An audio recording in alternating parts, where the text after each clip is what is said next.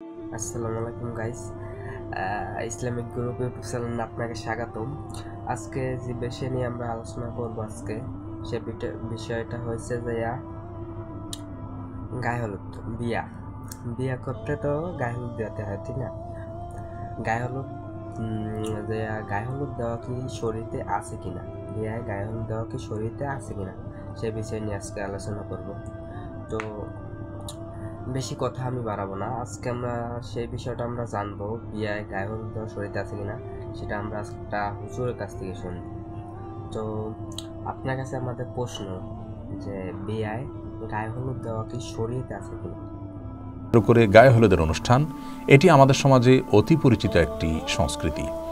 একজন মুসলিমের বিবাহে গায়ে হলুদ নামের কোনো অনুষ্ঠানের অনুষঙ্গ থাকা উচিত নাকি ইসলামের দৃষ্টিকোণ থেকে এটি নাজায়েজ, সে বিষয়টি আজ আমরা ব্যাখ্যা করার চেষ্টা করব ইনশাআল্লাহ বিইذনিল্লাহ।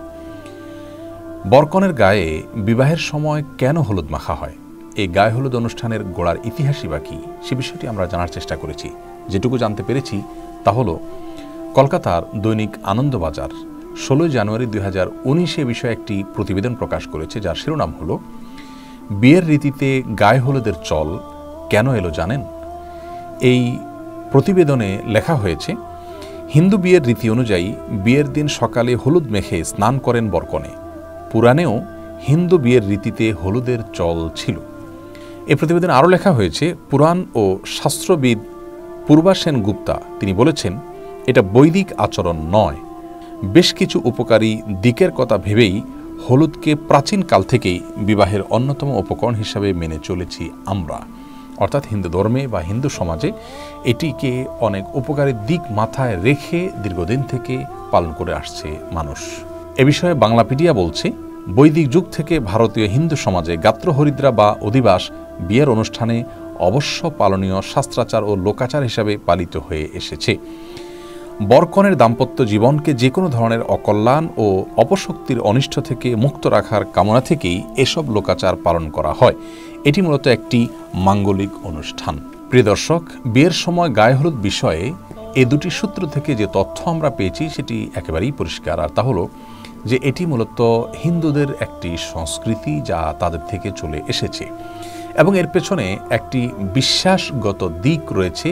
তা হলো যে এর মাধ্যমে বরকনে নানা অমঙ্গল থেকে বেঁচে থাকতে পারে। হিন্দু ধর্মমতে বিভিন্ন প্রকার অপশক্তি আছে, সে সমস্ত অপশক্তির প্রভাবে মানুষ ক্ষতিগ্রস্ত হয়, সেগুলো থেকে বাঁচার জন্য তারা অনেক কাজ করে থাকেন, এটি তাদের ধর্মীয় বিশ্বাস।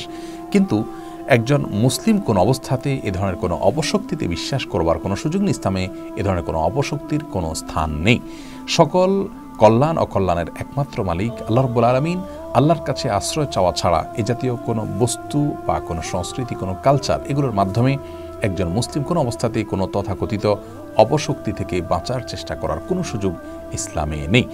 আমরা অনেকেই জানি যে এই গায়ে হলুদ অনুষ্ঠানে শুধু হলুদ নয়, বরং দূর্বা, তিল, সরিষা, আরও অনেক বস্তু ব্যবহার করা হয়ে থাকে এবং এর সবগুলোর কারণ হলো ওই যে এটাকে বলা হয়েছে মাঙ্গলিক অনুষ্ঠান, বিভিন্ন ধরনের অকল্যাণ থেকে বেঁচে থাকা এবং দাম্পত্য জীবনে সুখ শান্তি যেন হয় সেই জন্য এগুলো করা হয়ে থাকে। তো প্রথমত এটি হিন্দুদের একটি ধর্মীয় সংস্কৃতি এবং এখানে তাদের বিভিন্ন রকমের বিশ্বাসগত দিক আছে যেগুলো শিরপূর্ণ বিশ্বাস, একজন মুসলমান কোনো অবস্থাতে সেগুলো বিশ্বাস করতে পারেন না। আর এর বাইরে যে বিষয়টি আমাদের সবারই জানা তা হলো গায়ে হলুদ অনুষ্ঠান মানে হলো নারী পুরুষের অবাধ বিচরণ, অবাধ মিশ্রণ এবং মেলামেশা। বরের গায়ে অনেক সময় ভাবি কিংবা গায়ের মহারাম মহিলারা হলুদ মেখে দিয়ে থাকেন এবং এটাকে তারা এনজয় করেন।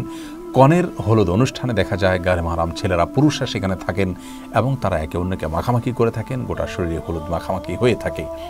এর পাশাপাশি গানের যে বিষয়টি, ব্যান্ড পার্টি ইত্যাদি, এগুলো তো গায়ে হলুদ অনুষ্ঠানের অন্যতম গুরুত্বপূর্ণ অনুষঙ্গে পরিণত হয়েছে এবং এর মাধ্যমে অনেক সময় এলাকাবাসীর স্বাভাবিক জীবনযাত্রা দুর্বিষহ হয়ে পড়ে। গানের আওয়াজে আশেপাশে মানুষের বসবাস করাটাই অত্যন্ত কঠিন একটি বিষয় পরিণত হয়ে যায়। বিবাহকে কেন্দ্র করে এ ধরনের গানের অনুষ্ঠানের আয়োজন, ব্যান্ড পার্টি ইত্যাদি আমাদের এই সমাজে করা হয়, যে সমাজের মানুষ নিজেদেরকে সভ্য বলে দাবি করে, অথচ এটি কোনো সভ্য সমাজের মানুষের কাজ হতে পারে না যে আপনার গানের আওয়াজে আশেপাশে মানুষ ডিস্টার্ব ফিল করতে পারেন। তো প্রথমত বাদ্যযন্ত্রের ব্যবহার এবং এই জাতীয় গানের আয়োজনকে আল্লাহ রাব্বুল আলামিন আমাদের জন্য অনুমোদন দেননি। বিবাহকে কেন্দ্র করে যে দব বাজানোর অনুমোদন রয়েছে, ছোট শিশুদের গান করার অনুমতি রয়েছে, এটি সেই অনুমতি নয়। অর্থাৎ এই ব্যান্ড পার্টি করা এবং বড়রা নাচানাচি করা এবং সেখানে আপনার নানা রকমের মিউজিক্যাল ইনস্ট্রুমেন্ট ব্যবহার করা, এটি ইসলামী শরীয়তের দৃষ্টিকোণ থেকে কোনো অবস্থাতে জায়েজ নয়। সেই সাথে আপনার নারী পুরুষের যে অবাধ মেলামেশা বিষয়টি রয়েছে সেটি তো আছেই। আর তার চাইতেও বড় হলো যেখানে হিন্দুয়ানি বিশ্বাস রয়েছে যার সঙ্গে একজন মুসলমান কখনো একাত্ম হতে পারেন না। বিবাহ একটি ইবাদত, এটি একটি ধর্মীয় কাজ। বিবাহের সময় আমরা চেষ্টা করি যে ইসলামী পদ্ধতিতে বিবাহটা শুদ্ধভাবে যেন সম্পাদিত হয়। তো সেই বিবাহকে কেন্দ্র করে যে সমস্ত আনুষ্ঠানিকতা আছে সেখানে যদি অনইসলামিক বা ইসলাম সমর্থন করেন এমন কোনো কাজ আমরা করি, তাহলে সেটি কোন অবস্থাতে একজন মুসলমানের জন্য জায়েজ হতে পারে না। অতএব আমাদেরকে সুস্থ শুদ্ধ সংস্কৃতির পথে ফিরে আসতে হবে। আর উদারতার নামে বা দেশীয় কালচারের নামে ভিন্ন ধর্মের সংস্কৃতিকে নিজেদের মধ্যে ধারণ করার কোনো সুযোগ থাকতে পারে না। আল্লাহ তাআলা আমাদের সকলকে বিষয়গুলো উপলব্ধি করার তৌফিক দান করুন। আসসালামু আলাইকুম ওয়া রাহমাতুল্লাহি ওয়া বারাকাতুহু।